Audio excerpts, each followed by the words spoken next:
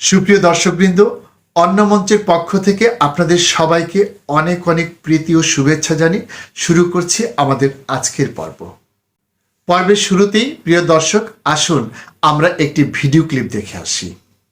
সেটা হচ্ছে কথা বলবো, সেই বলবো, এই বলবো করতে করতে নির্বাচনের সময় ফেব্রুয়ারির কাছাকাছি চলে আসছেন। আপনাদের জালে কি আমরা বুঝি? আপনারা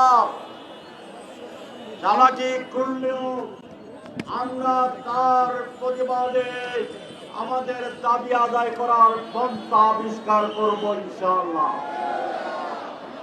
আমরা এখনো নিয়মতান্ত্রিক আন্দোলনে আছি। সোজা আঙ্গুলে যদি ঘি না ওঠে, আঙ্গুল পাকা করব। ঘি আমাদের লাগবেই। এই জন্য নো হাঙ্কি পাঙ্কি। প্রিয় দর্শক, আপনারা দেখলেন জামাত ইসলামীর নায়েবে আমির কি ধরনের হুমকি দিচ্ছেন এবং কি ধরনের শব্দ চয়ন করছেন। কেবল তাই নয়, তিনি তার কথায় এক ধরনের পশ্চাৎপদতার পরিচয় দিচ্ছেন। তিনি বলেছেন সোজা আঙুলে যদি ঘি না ওঠে তাহলে তিনি আঙুল বাঁকা করে দিবেন। এটি তো সেকেলে চিন্তা, কারণ মানুষ এখন আঙুল দিয়ে ঘি তুলে না, মানুষের এখন ঘরে ঘরে চামচ রয়েছে, সেই চামচ দিয়ে তারা ঘি তোলে। জামাত ইসলামের নায়েবে আমির হয়তো সে কথাটি ভুলে গেছেন, কিংবা তিনি হয়তো মনে করেন বাংলাদেশ এখনো অনেক পিছিয়ে রয়েছে। তাই তার উদ্দেশ্যে আমরা বলতে চাই, আপনি যেটি মনে করছেন যে ঘি আঙুল দিয়ে তুলতে হয়, না, সেই দিন এখন আর নেই। ঘি এখন চামচ দিয়ে তুলতে হয়। আর আপনি একজন রাজনীতিবিদ হিসেবে যে শব্দগুলো চয়ন করেছেন, এটি কিন্তু কোনোভাবেই আধুনিক বাংলাদেশে গ্রহণযোগ্য নয়। আপনি যে হাঙ্কি টাঙ্কি শব্দটি ব্যবহার করেছেন, এগুলো তো পাড়ার নষ্ট মাস্তানদের কথা, এগুলো তো কোনো রাজনীতিবিদের কথা হতে পারে না। তারপরও আপনারা বাংলাদেশের একটি বড় রাজনৈতিক দল এবং আপনি তার একটি গুরুত্বপূর্ণ পদে বসে আছেন। আপনার কাছ থেকে যদি আমরা এই কথা শুনি, তাহলে মাঠ পর্যায়ের জামাত ইসলামী নেতাদের কাছ থেকে কি কথা শুনতে হবে তা আমরা সহজেই বুঝতে পারছি। প্রিয় দর্শক, আপনাদেরকে মনে করিয়ে দিই, এদেশে যারা সংখ্যায় যত কম থাকে তারা কিন্তু তত ভদ্র এবং নিরীহ হয়। যখন তাদের সংখ্যাটা বেড়ে যায়, তখনই কিন্তু তাদের মধ্যে এক ধরনের আত্মহমিকা তৈরি হয় এবং তাদের ভেতরের যে পশুটা সেটি বেরিয়ে আসে। আমরা দেখেছি বিগত আওয়ামী লীগ সরকারের সময় যখন কোনো একটি জায়গায় আন্দোলনকারীদের সংখ্যা 1, 2, 3 বা 4 জন এবং পুলিশের সংখ্যা ব্যাপক, সেখানে যদি কোনোভাবে একজন আন্দোলনকারীকে আলাদা করে ফেলা সম্ভব হয়েছে, তখনই কিন্তু তার উপর নারকীয় তাণ্ডব চালানো হয়েছে। ঠিক একইভাবে আমরা দেখেছি, কখনো যদি কোনো একজন পুলিশকে আন্দোলনকারীরা আলাদা করে পেয়ে যেত, তখন তার উপর কি ধরনের ক্ষমতা প্রদর্শন করত।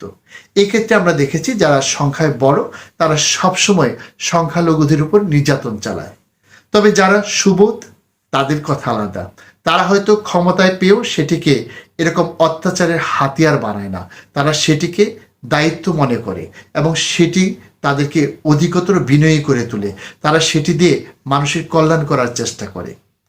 তাছাড়া আমরা মোটামুটি যারা সাধারণ মানুষ, তারা যে রাজনৈতিক দলই করি না কেন, যখন আমরা হাতে ক্ষমতা পেয়ে যাই তখন কিন্তু আমাদের দিকবিদিক জ্ঞান থাকে না।